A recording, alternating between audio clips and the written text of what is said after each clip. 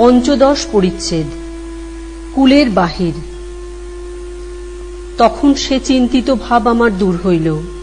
ইতিপূর্বেই বুঝিতে পারিয়াছিলাম যে তিনি আমার বশীভূত হইয়াছেন। মনে মনে কহিলাম, যদি গণ্ডারের খড়গ প্রয়োগে পাপ না থাকে, যদি হস্তির দন্ত প্রয়োগে পাপ না থাকে, যদি ব্যাঘ্রের নখ ব্যবহারে পাপ না থাকে, যদি মহিষের শৃঙ্গাঘাতে পাপ না থাকে, তবে আমারও পাপ হইবে না। জগদীশ্বর আমাদিগকে যে সকল আয়ুধ দিয়াছেন, উভয়ের মঙ্গলার্থে তাহা প্রয়োগ করিব।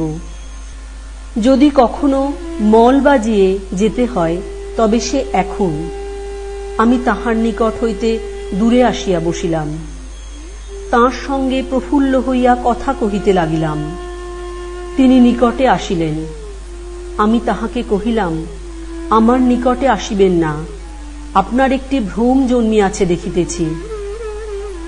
হাসিতে হাসিতে আমি এই কথা বলিলাম এবং বলিতে বলিতে কবরী মোচন পূর্বক, সত্য কথা না বলিলে কে এ ইতিহাস বুঝিতে পারিবে, আবার বাঁধিতে বসিলাম। আপনার একটি ভ্রম জন্মিয়াছে, আমি কুলোটা নহি, আপনার নিকটে দেশের সংবাদ শুনিব বলিয়াই আসিয়াছি, অসৎ অভিপ্রায় কিছুই নাই। বোধ হয় তিনি এ কথা বিশ্বাস করিলেন না, অগ্রসর হইয়া বসিলেন। আমি তখন হাসিতে হাসিতে বলিলাম, তুমি কথা শুনিলে না, তবে আমি চলিলাম, তোমার সঙ্গে এই সাক্ষাৎ। এই বলিয়া আমি যেমন করিয়া চাহিতে হয় তেমনি করিয়া চাহিতে চাহিতে আমার কুঞ্চিত মসৃণ সুবাসিত অলোকদামের প্রান্তভাগ যেন অনবধানে তাহার গণ্ডস্পর্শ করাইয়া সন্ধ্যার বাতাসে বসন্তের লতার মতো একটু হেলিয়া গাত্রস্থান করিলাম। আমি সত্য সত্যই গাত্রস্থান করিলাম দেখিয়া তিনি ক্ষুণ্ণ হইলেন, আসিয়া আমার হাত ধরিলেন।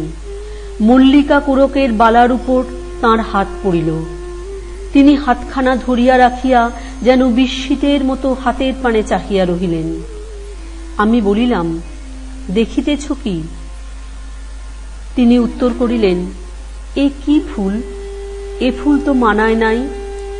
ফুলটার অপেক্ষা মানুষটা সুন্দর। মল্লিকা ফুলের চেয়ে মানুষ সুন্দর এই প্রথম দেখিলাম।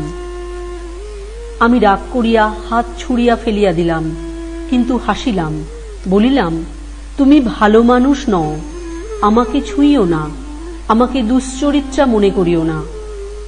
এই বলিয়া আমি দ্বারের দিকে অগ্রসর হইলাম। স্বামী অদ্যাপি সে কথা মনে পড়িলে দুঃখ হয়।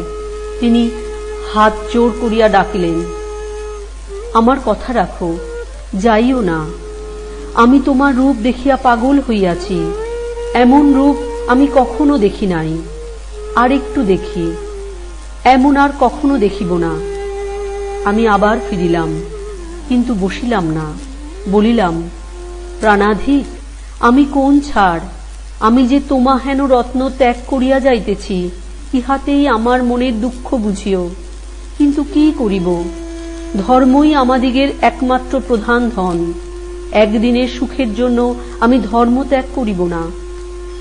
আমি না বুঝিয়া না ভাবিয়া আপনার কাছে আসিয়াছি, না বুঝিয়া না ভাবিয়া আপনাকে পত্র লিখিয়াছিলাম, কিন্তু আমি একেবারে অধঃপাতে যাই নাই। এখনো আমার রক্ষার পথ খোলা আছে। আমার ভাগ্য যে সে কথা এখন আমার মনে পড়িল। আমি চলিলাম। তিনি বলিলেন, তোমার ধর্ম তুমি জানো, আমায় এমন দশায় ফেলিয়াছ যে আমার আর ধর্মাধর্ম জ্ঞান নাই। আমি শপথ করিতেছি, তুমি চিরকাল আমার হৃদয়েশ্বরী হইয়া থাকিবে, একদিনের জন্য মনে করিও না। আমি হাসিয়া বলিলাম, পুরুষের শপথে বিশ্বাস নাই, এক মুহূর্তের সাক্ষাতে কি এত হয়? এই বলিয়া আবার চলিলাম। দ্বার পর্যন্ত আসিলাম। তখন আর ধৈর্যাবলম্বন করিতে না পারিয়া তিনি দুই হস্তে আমার দুই চরণ ধরিয়া পথরোধ করিলেন। বলিলেন, আমি যে এমন আর কখনো দেখি নাই। তাহার মর্মভেদী দীর্ঘ নিঃশ্বাস পড়িল। তাহার দশা দেখিয়া আমার দুঃখ হইল। বলিলাম, তবে তোমার বাসায় চলো, এখানে থাকিলে তুমি আমায় ত্যাগ করিয়া যাইবে।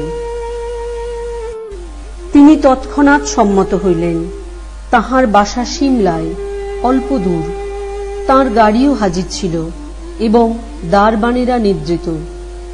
আমরা নিঃশব্দে দ্বার খুলিয়া গাড়িতে গিয়া উঠিলাম। তাঁর বাসায় গিয়া দেখিলাম 2 মহল বাড়ি। একটি ঘরে আমি অগ্রে প্রবেশ করিলাম। প্রবেশ করিয়াই ভিতর হইতে দ্বার রুদ্ধ করিলাম। স্বামী বাহিরে পড়িয়া রহিলেন। তিনি বাহির হইতে কাতরোক্তি করিতে লাগিলেন। আমি হাসিতে হাসিতে বলিলাম, আমি এখন তোমারই দাসী হইলাম, কিন্তু দেখি তোমার প্রণয়ের বেগ কাল প্রাতঃকাল পর্যন্ত থাকে কি না থাকে। যদি কালও এমন ভালোবাসা দেখিতে পাই, তবে তোমার সঙ্গে আবার আলাপ করিব। আজ এই পর্যন্ত। আমি দ্বার খুলিলাম না। অগত্যা তিনি অন্যত্র গিয়া বিশ্রাম করিলেন। জ্যৈষ্ঠ মাসের অসহ্য সন্তাপে দারুণ তৃষাপীড়িত রোগীকে স্বচ্ছ শীতল জলাশয় তীরে বসাইয়া দিয়া মুখ বাঁধিয়া দাও, যেন সে জল পান করিতে না পারে। বলো দেখি, তার জলের ভালোবাসা বাড়িবে কিনা? অনেক বেলা হইলে দ্বার খুলিলাম। দেখিলাম স্বামী দ্বারে আসিয়া দাঁড়াইয়া আছেন। আমি আপনার করে তাহার কর গ্রহণ করিয়া বলিলাম, প্রাণনাথ, হয় আমাকে রামরাম দত্তের বাড়ি পাঠাইয়া দাও, নচেত অষ্টাহ আমার সঙ্গে আলাপ করিও না। এই অষ্টাহ তোমার পরীক্ষা। তিনি অষ্টাহ পরীক্ষা স্বীকার করিলেন।